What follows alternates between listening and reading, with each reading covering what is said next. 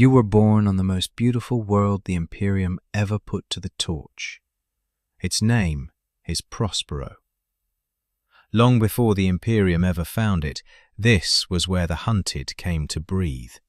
A refuge, kept far from everywhere for the kind of people the rest of mankind puts to death on sight. Psychers. Men and women born touched by the warp, who could feel a lie before it was spoken and light a candle with a look. Not everyone here carries the gift. Enough do that the whole world learned to live alongside it instead of burning it, which makes Prospero just about the only place in the galaxy that ever managed the trick. That is exactly what made it precious to the giant who would become your father. It is also exactly what made everyone else deeply, permanently suspicious of it. You grow up in Tizca, the city of light. Glass pyramids, towers of pale stone, libraries so deep that a man could read for 2 centuries and never once reach the last shelf. Your people don't raise monuments to war. You raise them to knowledge, and you fill them, and then you build more, because there is always more to know. You are one of the Legion's Prosperine sons, raised on this world and taken from it, a space marine of the 1,000 suns, and yours is the one legion in the Emperor's armies that would rather read than kill. You will get to do plenty of both. Your father is Magnus the Red, a giant with skin the color of a fresh wound and a single burning eye, the wisest of all the Emperor's sons, and the one who loved learning more than any of them. When he speaks, the air itself leans in to listen. You would follow him into any fire. You're going to, actually. Keep that in mind for later. Here is the gift you were handed on the day you became what you are. You can reach into the warp, the ocean of raw thought and appetite that sits behind the skin of the world, and you can pull power out of it with your mind. You can move without walking. You can read a battle before it's fought. You can reach into an enemy's skull and simply switch him off. No other legion does what your cults do. Magnus taught you that the warp is a tool, and a scholar does not fear his tools. He was half right. The other half is going to cost you everything. Here is the curse that came stapled to the gift, in the same envelope, in smaller print. It's called the flesh change. One morning, a brother you've trained beside for decades starts to come apart. Not from a wound, from the inside. His bones remember shapes they were never meant to hold. Extra limbs, a second mouth where a mouth has no business being. His mind goes first, then his body catches up, and by the time it's finished, there is a screaming thing chained in the depths of Tizca that used to answer to a name. The warp gives you power, and every so often it takes the whole man as payment, and it never tells you when the bill is due. Your legion is dying of it, quietly, faster than you're being made. And then, one day, the dying stops. Magnus fixes it. Or he fixes what can still be fixed, which is not the same thing, though nobody says so out loud. The mutations go still. The brothers who can still be saved steady where they are. The ones already too far gone vanish into sealed vaults and scrubbed records, and you learn quickly not to ask which door they went behind. When it's over, barely 1,000 of you are left standing, but the dying has stopped, and you decide your Primarch is the wisest being in the galaxy, and leave it there. You do not ask what he traded, or who he traded it to, or why a thing that hungry would ever settle a debt for free. You're a scholar. You spend your whole life asking questions. This is the one you choose not to ask. Remember that too. For a while, life is good, by the standards of a genetically engineered warrior monk on a psychic death world. You march in the Great Crusade at your father's side. You bring worlds back into the light of the Emperor's Imperium. And where other legions leave ash, you leave records. Every planet you conquer, you catalog. Every dead Xenos empire, you archive. You are building the largest library that has ever existed, one campaign at a time, because Magnus believes that a thing understood can never harm you again. Your gift has a shape, and the shape has a name. Every psyker in the Legion belongs to a cult, a discipline, a single way of bending the warp that fits the grain of your mind. If you see what hasn't happened yet, you're Corvidae, and you learn to read the future the way other men read weather. If fire answers when you call it, you're Pyre, and you learn to end an argument with a thought. There are the Pavoni, who knit torn flesh back together, and the Athenaeans, who walk through the private thoughts of other men like an unlocked house, and the Raptora, who raise walls of pure force out of empty air. You spend decades perfecting one narrow miracle until it's as automatic as breathing. Then you spend decades more learning exactly why it could kill you. That is the whole life. Study, master, understand, repeat. And your Legion has never been a large one.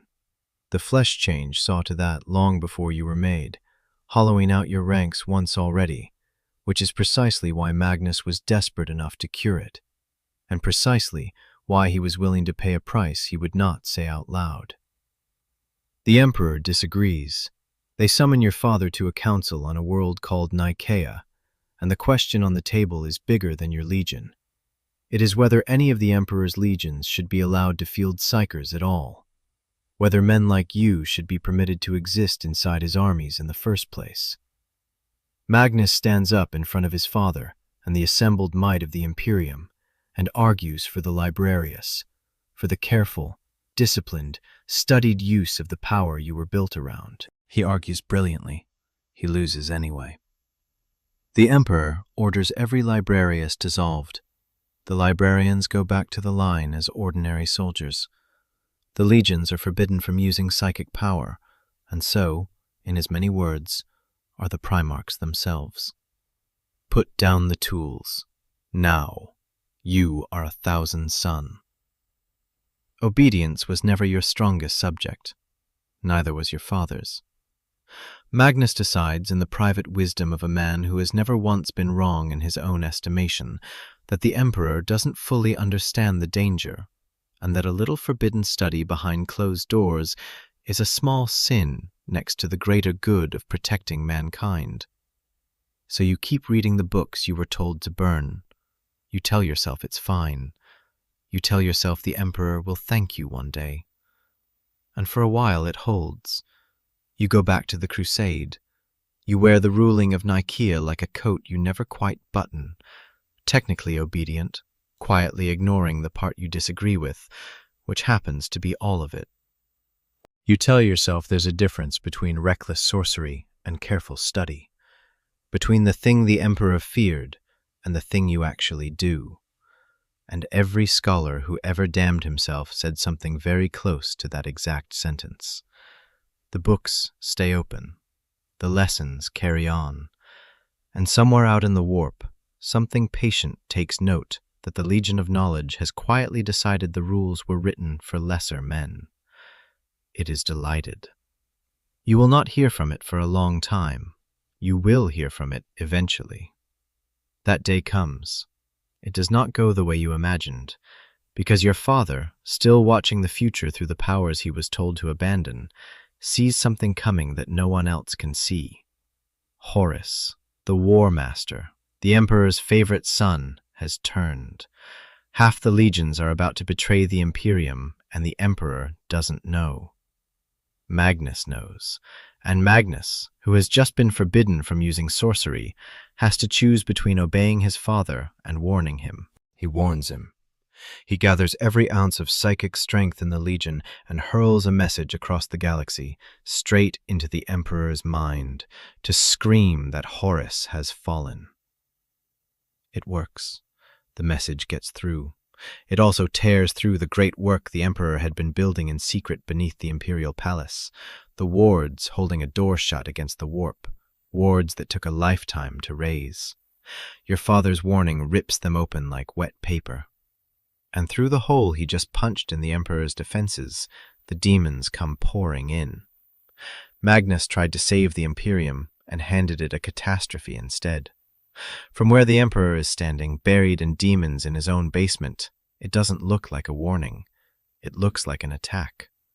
So the Emperor sends someone to bring Magnus to answer for it. He sends the Space Wolves and Leman Russ, the brother your father trusted least. The order at first is to bring Magnus home to face judgment, but Horus, who is very good at this, gets to Russ first. He convinces him there's no sense dragging a traitor halfway across the galaxy when you could simply end him on his own soil. By the time the fleet reaches Prospero, Mercy has quietly left the mission. You are on Prospero when the sky fills with ships, and here is the part you'll turn over for the next 10,000 years. Your father saw it coming. He is a seer. He knew the fleet was on its way, and he knew what it carried, and he did not raise a single defense. He scattered his own orbital fleet. He silenced the guns. He wrapped the whole planet in a psychic veil so that no warning would come, so that no one would see the enemy until the enemy was already inside the walls. He had decided to accept his punishment. He simply never thought to ask whether you had. Some call it pride, some call it guilt, a father who believed he had earned the fire. Either way, the first you know of any of it is the sky tearing open above the City of Light. Then it starts to die. The Space Wolves land first, and behind them come worse things. Golden giants who move like the wrath of the Emperor made flesh, the Custodes. And walking silently among them, women in black who carry a hole where their souls should be, the Sisters of Silence, whose whole purpose is to switch a psyker off. In their presence, your gift dries up in your throat. You reach for the warp and find nothing there. For the first time in your life, you are just a man in armor, and the men in armor coming for you do not miss. Tizca burns. The glass towers come down. The libraries, all that knowledge, everything your legion bled across the galaxy to gather, go up in a light so bright it turns the night white. You watch 2 centuries of learning become smoke. Every text you risked your life to carry home. Every dead civilization you saved from being forgotten. Forgotten again, this time for good. The one thing your legion ever valued above its own blood, gone in a single afternoon, and the men holding the torches believe they are doing the Emperor a favor. You watch your brothers die in the streets they were raised in, and they die fighting, because whatever your father had decided up in his tower, Ahriman and the rest of you had quietly decided otherwise. And somewhere above it all, your father and Leman Russ meet, and Russ breaks Magnus across his knee like a branch. And that should be the end of the 1,000 Suns. It isn't, because your father, on his knees in the ruin of everything he built, finally reaches for the power that has been waiting patiently for him this whole time. That thing in the warp that stopped the flesh change, the creditor whose name you chose never to ask, has a name, and it is Tzinch, the changer of the ways, the god of ambition and knowledge and every deal that looks like a gift.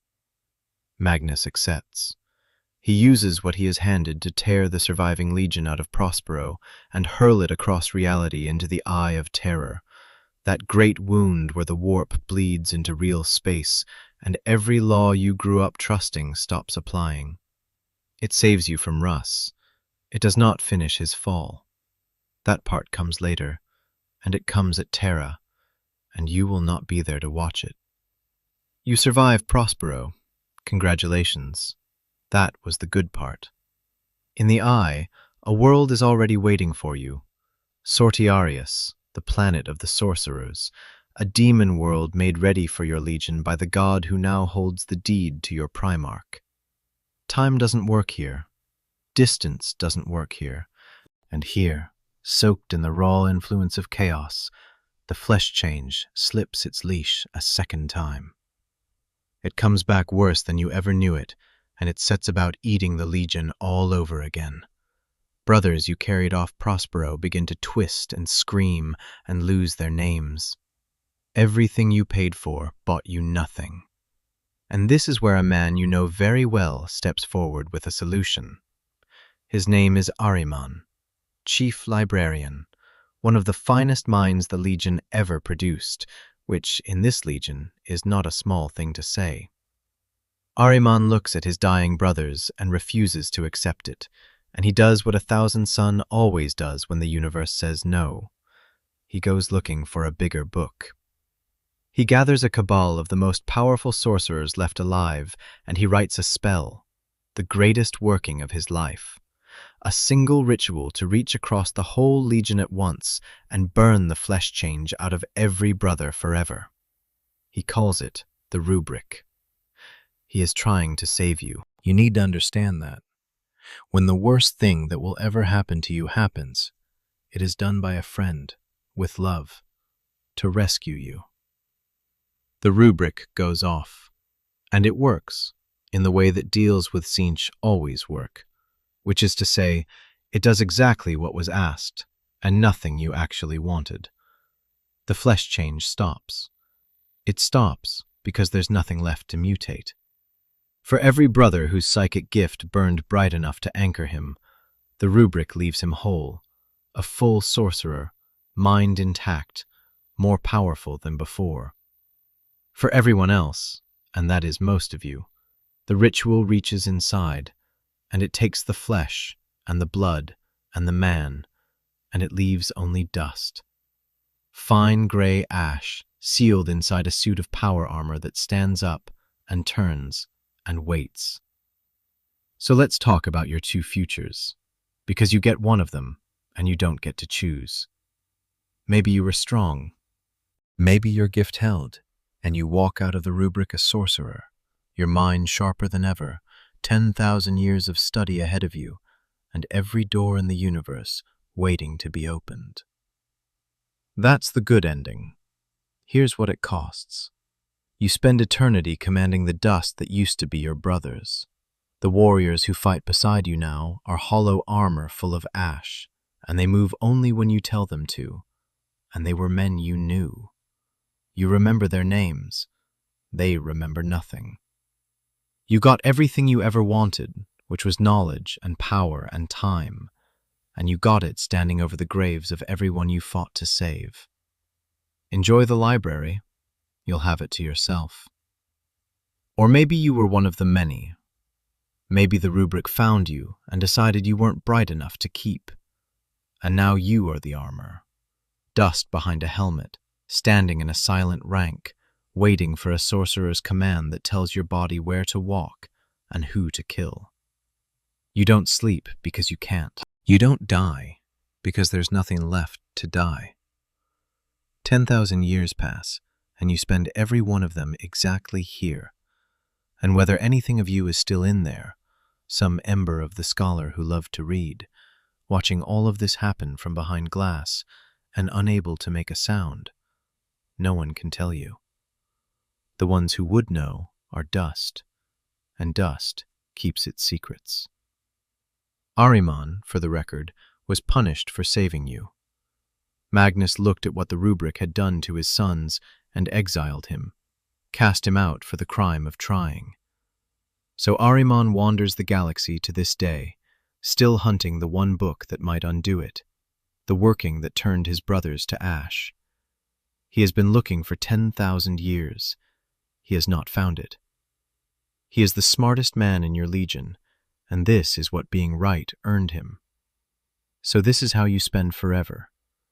The legion breaks apart, and many of its war bands gather around a single powerful sorcerer and the silent ranks of Rubric marines that answer to him, scattered across the eye and the worlds beyond it. You don't hold territory the way the other traitor legions do. You hold knowledge, and you go hunting for more, because that hunger is the one part of you the Rubric couldn't burn away. You raid imperial worlds, and you don't come for their grain or their gold. You come for their archives. You come for their young psychers, the untrained ones, the ones who might just be strong enough to matter. You take their forbidden books and their relics and their buried secrets, and you drag them all back into the eye, still building the greatest library ever assembled, one theft at a time, exactly the way you always did. Some things even a Rubric can't change, and out there still, one of you refuses to stop. Ahriman hunts the Black Library, the hidden vault of the Eldari, where the deadliest knowledge in existence is kept locked away, because somewhere inside it might be the counterworking, the spell that would hand your brothers back their names. He has fought his way through the webway and come within sight of its doors. His armies have been thrown back every single time. Once, only a projection of his mind slipped inside, long enough to steal a single fragment of what was written there, and still he goes back. 10,000 years, and the finest mind your legion ever produced spends every one of them trying to undo the kindest thing he ever did. As for your father, he got what a Primarch gets for putting his soul in a god's hand. Tzeentch raised Magnus into a demon Primarch, greater than he had ever been, a creature of pure sorcery. 10,000 years after Prospero, he came back out of the eye into real space to collect on a very old debt, and he carried his war to Fenris, to the sons of Rust and the Space Wolves who had once burned his home. He is more powerful now than you could ever picture. He is also, permanently, precisely the thing Nikaea swore he would become. The Council's darkest warning made itself come true. It only took the death of a world and the damnation of everyone standing on it to get there. That's the life of 1,000 suns, Marine.